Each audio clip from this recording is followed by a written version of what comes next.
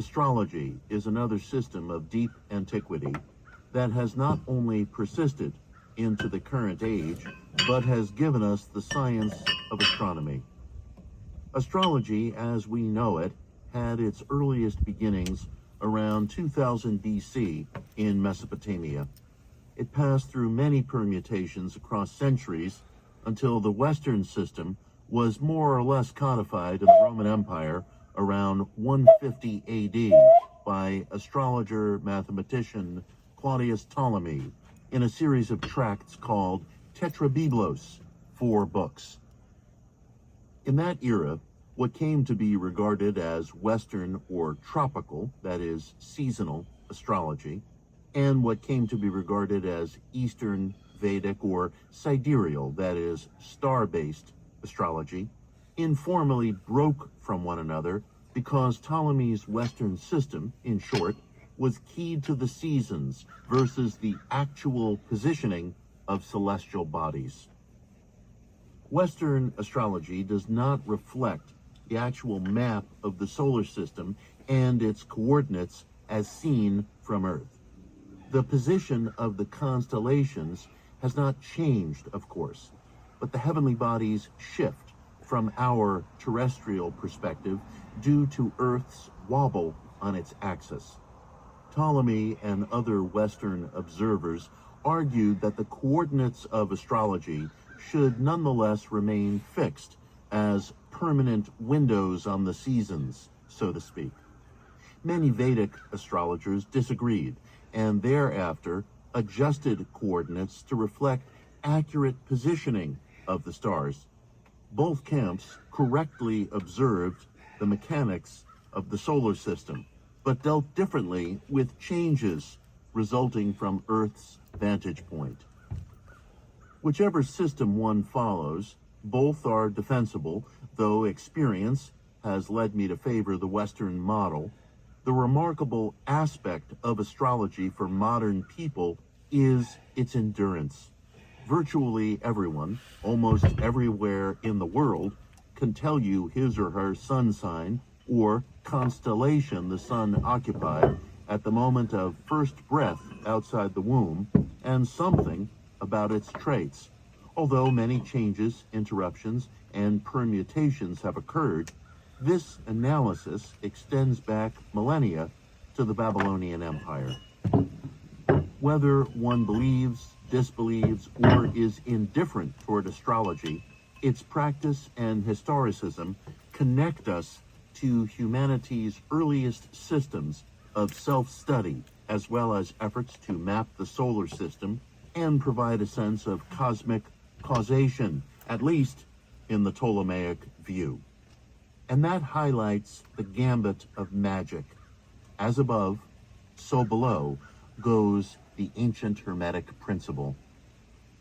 Hermeticism itself was an esoteric philosophy of self-development and cosmology recorded by Greek Egyptian scribes in the city of Alexandria in the generations following the death of Christ.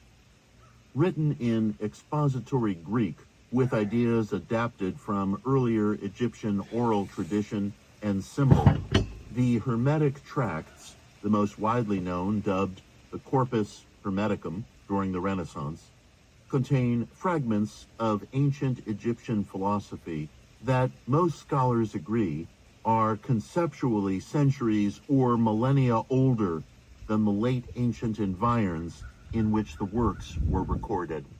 Hermeticism is a sprawling piecemeal philosophy of varying tracts, including so-called philosophical Hermetica, represented in the Corpus, and technical Hermetica, which focus more narrowly on prescriptive spells, prayers, and oblations. Virtually all surviving Hermetic writings, we possess few of the originals, enunciate the core principle that the individual is an extension of the greater cosmos and can advance in scale through the cosmic order, progressing closer to the source of creation, Nous, sometimes seen as a great overmind.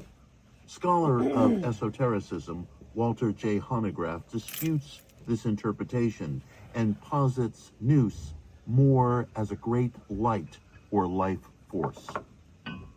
The key concept I referenced, as above, so below, appears in different iterations throughout Hermetic literature, but most directly in the late ancient work called the Emerald Tablet. The tract was first translated from Latin to English by Sir Isaac Newton, in whose papers the seminal translation was posthumously discovered. Footnote: Newton's Hermetic and alchemical interests were revealed by seminal economist John Maynard Keynes, whose analysis of boom and bust cycles did much to stabilize market economies in the 20th century. In 1936, Keynes purchased Newton's dust-gathering papers and discovered, to his surprise, Newton was not the first of the Age of Reason. He was the last of the magicians. As Newton rendered it, "'Tis true without lying, certain and most true. That which is below is like that which is above." I believe this Greek-Egyptian principle mirrors the Western scriptural precept, God created man in his own image, Genesis 1:27. Like most Hermetic literature, the Emerald Tablet traveled a jagged path to modernity. Until the 1920s, the work was widely deemed a medieval fakery composed in Latin. Since then, however, scholars have discovered progressively earlier fragments and translations. Our oldest extant source is